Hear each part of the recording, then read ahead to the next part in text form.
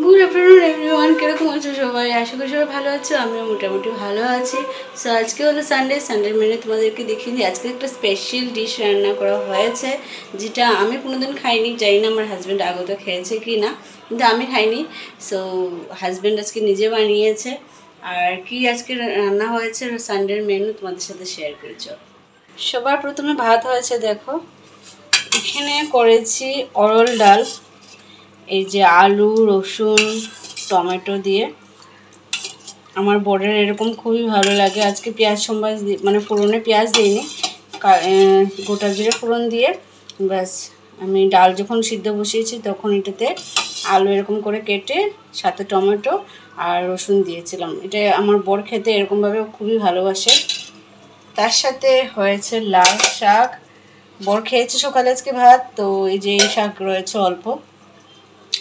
এখানে ব্যাটারটা গুলে রেখেছি, চালের গুঁড়া আছে, তার সাথে আছে একটু ময়দা মানে হোয়াইট আটা। এখানে আছে শীতলের পুর করেছিলাম কালকে মানে 7টার মতো হয়েছিল। কালকে মা আমি দুটো খেয়েছি, আরও 3টে রয়েছে। বড় আজকে খাবে। বেগুন আছে 2 পিস, এমনি কেটে রাখলাম, রিও খাবে। রাত্রেবেলা আমরা বড়া খেয়েছিলাম, 2টা রেখেছি, কারণ রিও বেগুন ভাজা খেতে খুবই ভালোবাসে, বড়া বলো আর ভাজা বলো। ওই যে শীতলের 3টা পুর আছে কাকুলের, যেটাতে আমি মানে শস্য কিছু দেইনি, শীতল দিয়ে বানিয়েছি। তো এইটা তার সাথে আছে ডাটা চচ্চড়া, কালকে বানিয়েছিলাম। এই যে লাল শাকের যে ডাটাটা থাকে না, কচি কচি ডাটা, আমি কিন্তু এটা ফেলি না। অনেকে কিন্তু ফেলে দেয় সময়ের অভাবে, কারো আলসি, যাই না। যাই হোক, আমি যতদিন এই যে শাকটা আনি ততদিন কিন্তু আমি এই শাকের ডাটা কোনো দিনও ফেলি না। এই ডাটা দিয়ে আমি চচ্চড়ি করি। তো কালকে আমি অল্প শস্য দিয়ে কালো জিরা ফোড়ন দিয়ে আলু দিয়েছি। আমি আর মা খেয়েছিলাম, এতটুকু বেঁচে গিয়েছে তো রেখে দিয়েছি, কারণ মা তো চিকেন খাবে না। তো মা আজকে এটা দিয়ে খাবে, পুর খাবে, শাক খাবে, ডাল খাবে রাত্রেবেলা, তো দেখা যাবে। আর এখানে হচ্ছে আজকের স্পেশাল মেনু চিকেন, যেটা আমার হাজব্যান্ড রান্না করেছে। দেখি তোমরা শক হয়ে যাবে।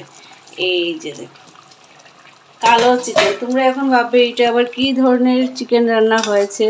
এটা হলো গিয়ে তিল চিকেন, কালো তিল আমার বর নিয়ে এসেছিলো, কালো তিল দিয়ে রান্না করেছে।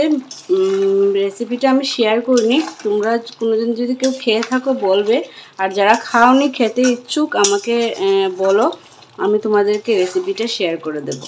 আর নেক্সট যেদিন বানাবো, আজকে আমিও খাইনি, আমারও একটু কীরকম লাগছে খেতে, কিন্তু আজকে খেয়ে ট্রাই করি। যদি ভালো লাগে নেক্সট টাইম আবার রান্না হলে তোমাদের সাথে মেনুটা মানে রেসিপিটা আমি শেয়ার করব।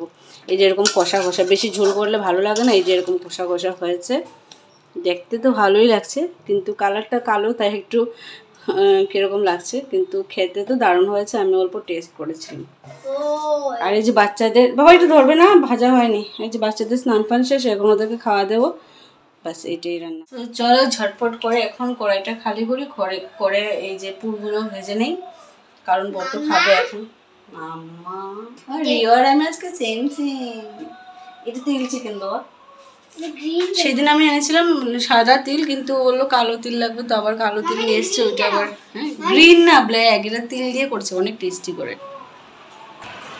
যে এখানে দেখো বাকিগুলো ধুয়ে ছানিতে দিয়েছি। হ্যাঁ দিচ্ছি, ওই গেছে না বাই দিছি। তো চলো ঝটপট করে এখন পুরগুলো ভেজে নিই। তো কীরকম লাগলো আজকের মেনু শেয়ার করে, আর তোমরা আজকে কী কী খেলে অবশ্যই কমেন্ট করে জানিও।